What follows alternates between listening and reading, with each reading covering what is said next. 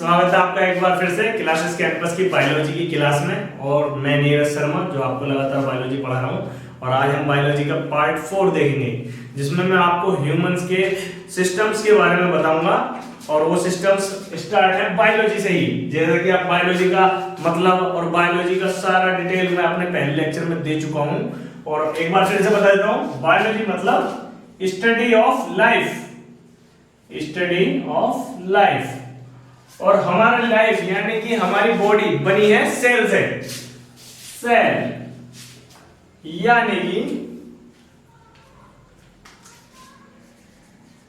Unit of body, यानी कि शरीर की इकाई।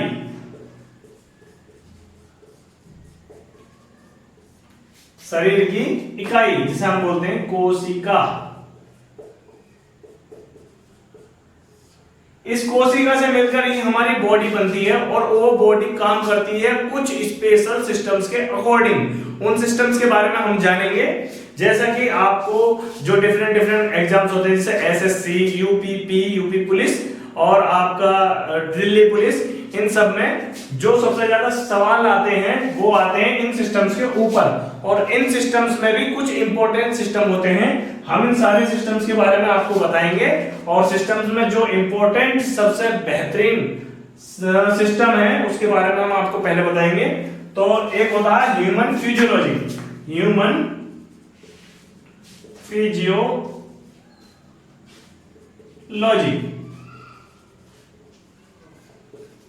यानी कि मानव मतलब ह्यूमन, मानव के भौतिक अंगों का अध्ययन। भौतिक अंगों का मतलब ऐसे सिस्टम्स जो किसी भी ह्यूमन बॉडी को कंप्लीटली चलाने के लिए जरूरी होते हैं, उन्हें कहते हैं हम ह्यूमन फिजियोलॉजी।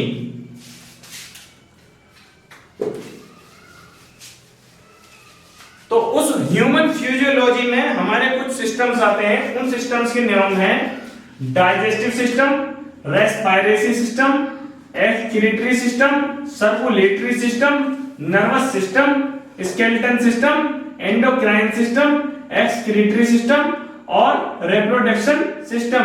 अगर हम इनका हिंदी में नाम जानना चाहें तो डाइजेस्टिव मतलब पाचन तंत्र, रेस्पिरेटरी मतलब श्वसन तंत्र, एक्सक्रीटरी मतलब उत्सर्जन तंत्र, सर्कुलेटरी मतलब परिसंचरण तंत्र और नर्वस सिस्टम मतलब तंत्रिका तंत्र, स्केलेटन मतलब कंकाल तंत्र, एंडोक्राइन मतलब अंतःस्रावी तंत्र, एक्सक्रीटरी मतलब उत्सर्जन तंत्र, रिप्रोडक्शन मतलब प्रजनन तंत्र। अब ये जो सिस्टम, ये जो तंत्र होते हैं, ये बेसिकली क्या होते हैं?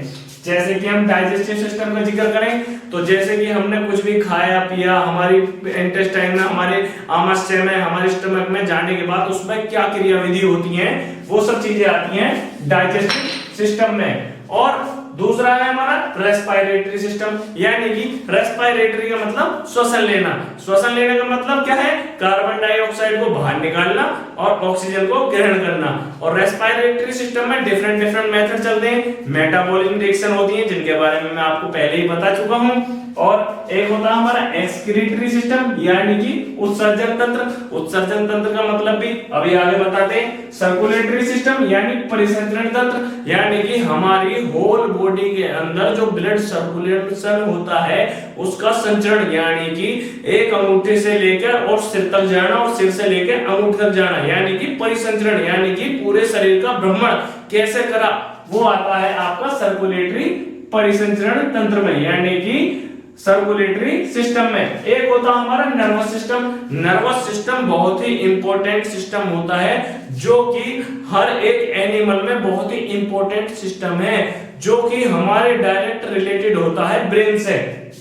एक होता है हमारा स्केलेटन सिस्टम, यानी कि हमारी बॉडी के अंदर जितना भी स्केलेटन है, जितना भी हमारे अंदर कंकाल है, यानी कि जितने भी हमारे अंदर हड्डियां हैं उनका जो सिस्टम होता है वो होता है स्केलेटन सिस्टम, जिसका हिंदी में नाम है कंकाल तंत्र। एंडोक्राइन अंतःस्रावी यानी कि एंडोक्राइन सिस्टम यानी कि अंतःस्रावी सिस्टम, अंतःस्रावी तंत्र वो तंत्र होता है जो हमारी बॉडी से निकलने वाले हार्मोन्स, विटामिन्स, एंजाइम्स इन सब से रिलेट करता है और हमारे शरीर को ग्रोथ करने में मदद करता है। वो होता है हमारा एंडोक्राइन सिस्टम यानी कि अंतःस्रावी सिस्टम। एक होता है हमारा एक्सक्रीटरी सिस्टम यानी कि उत्सर्जन तंत्र, यानी कि हमारे अंदर जितने भी वाटर कंटेंट होता है उस वाटर कंटेंट को बाहर निकालने का जो सिस्टम होता है वो होता है एक्सक्रीटरी सिस्टम यानी कि उत्सर्जन तंत्र। जैसे कि हमारी मूत्र वाहिकाएं और हमारी किडनी ये सब रिलेट करती हैं एक्सक्रीटरी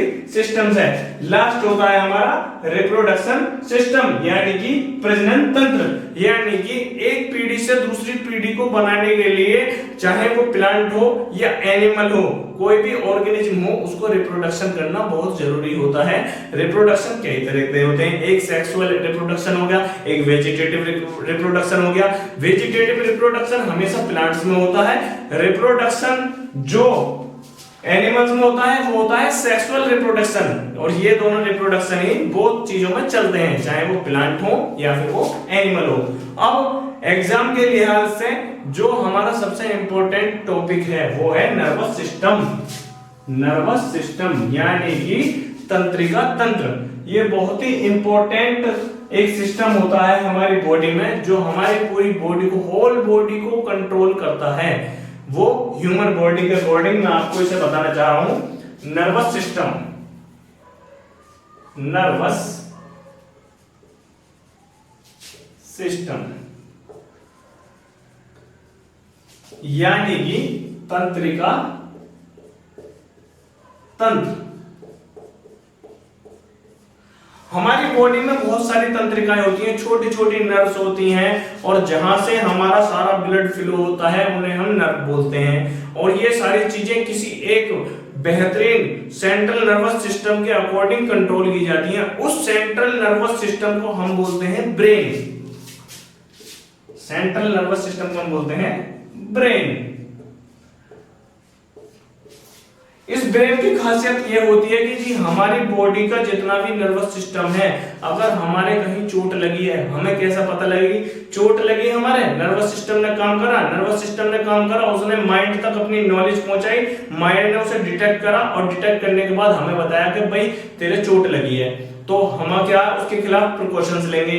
अब ये सब कंट्रोल होता है हमारे ब्रेन से, लेकिन हमारी बॉडी में एक कंपोनेंट ऐसा भी होता है जो ब्रेन से रिलेट नहीं होता। उस कंपोनेंट को हम बोलते हैं हार्ट। हार्ट, HEART, हार्ट यानी कि हृदय। ये हमारी होल बॉडी में इकलौता ऐसा कंपोनेंट होता है जो सेंट्रल नर्वस सिस्टम से अटैच नहीं होता। इसलिए कहते हैं ना मैं दिल में आता हूं दिमाग में नहीं, तो उसका रीजन यही है कि दिमाग में क्या है हमारा ब्रेन, और दिल क्या है हमारा हार्ट, और ब्रेन से अटैच नहीं है हार्ट, इसलिए दिल में आता हूं तो दिमाग में नहीं, और दिमाग में आता हूं तो दिल में नहीं, तो उसका रीजन यही है। अब मैं आपको इस नर्वस सिस्टम के बारे में आगे बताऊंगा, तो आइए जानते हैं तंत्रिका तंत्र के बारे में, यानी कि नर्वस सिस्टम के बारे में।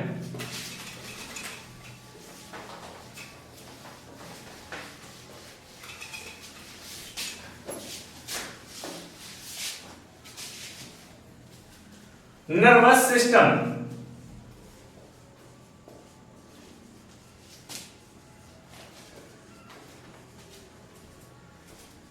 यानी कि तंत्रिका तंत्र। इस सिस्टम को जानने के बाद आपको एक और समस्या का समाधान हो जाएगा कि कोई भी अगर हम एंटीबायोटिक्स या फिर कोई भी टैबलेट खाते हैं तो वो मोड ऑफ एक्शन क्या होता है, यानी कि उसके काम करने की स्टाइल क्या होती है, उस काम करने का विवरण क्या होता है। इस चीज से आप ये भी समझ जाएंगे, मेरी गारंटी है। तंत्रिका तंत्र नर्वस सिस्टम बना होता है दो चीजों से, एक होता है न्यूरॉन कंट्रोल, न्यूरॉन कंट्रोल, एक होता है कोऑर्डिनेशन, कोऑर्डिनेशन। यानी कि हमारी तंत्रिकाओं पर नियंत्रण, तंत्रिकाओं पर, तंत्रिका नियंत्रण, नाम से पता पड़ा तंत्रिकाओं का नियंत्रण मतलब हमारी जितने भी तंत्रिकाएं हैं, हमारा जितना भी न्यूरॉन्स है जो माइंड से अटैच होता है उस पर कैसे कंट्रोल करना है, वो होता है न्यूरॉन कंट्रोल। अब न्यूरॉन कंट्रोल का काम क्या होता है? न्यूरॉन कंट्रोल का काम ये होता है जैसे सपोज आपके चोट लगी तो न्यूरॉन कंट्रोल एक्टिव हो जाएगा और तुरंत वो संदेश भेजेगा ब्रेन को कि भाई फलाने आदमी के चोट लगी है, यानी कि इस बॉडी को कोई हार्म पहुंचा है। उस हार्म को ठीक करने के लिए ब्रेन तुरंत मैसेज पहुंचेगा और वो मैसेज आता है कोऑर्डिनेशन पर।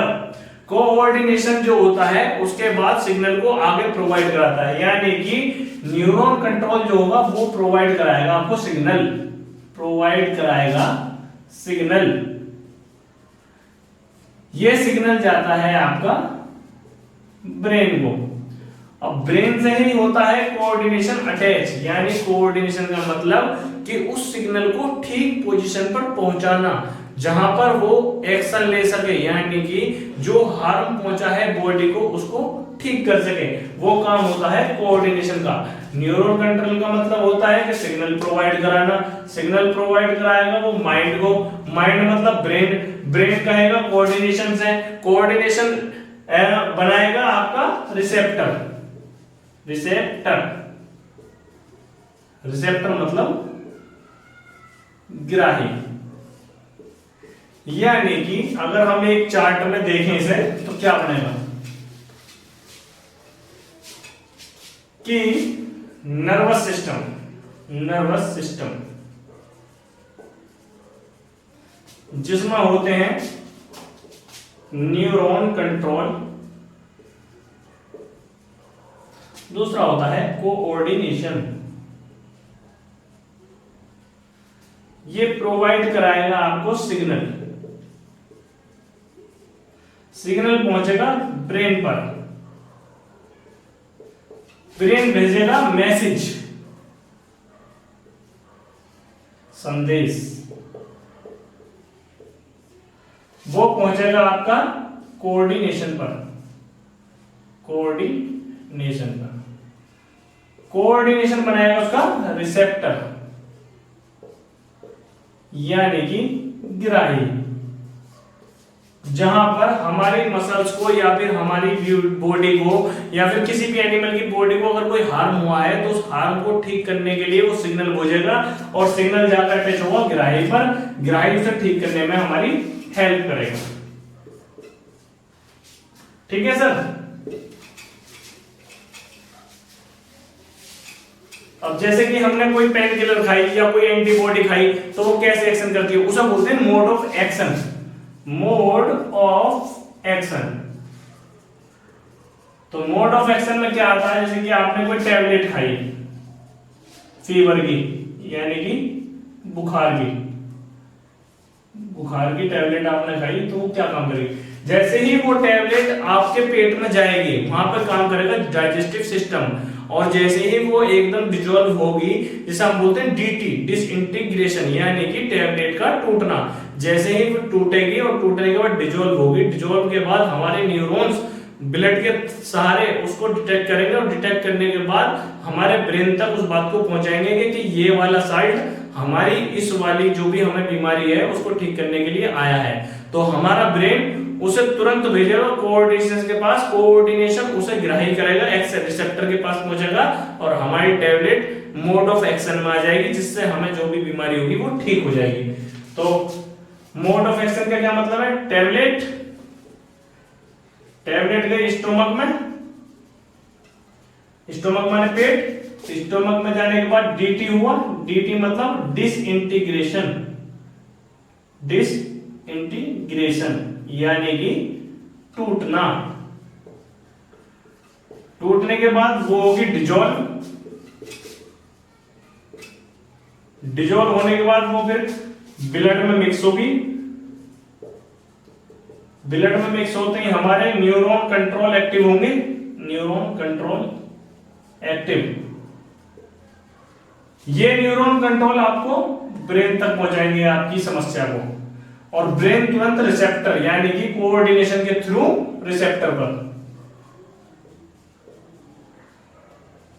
और रिसेप्टर क्या है, ग्राही। इसी पूरे प्रोसीजर को बोलते हैं किसी भी एंटीबायोटिक या फिर किसी भी दवा का मोड ऑफ एक्शन, यानी कि दवा के काम करने का मेथड क्या है, वो यही होता है जिसमें हमारा नर्वस सिस्टम जो ब्रेन से अटैच होता है वो बहुत ही महत्वपूर्ण भूमिका निभाता है, वो ही इस नर्वस सिस्टम को पूरा कंट्रोल करता है।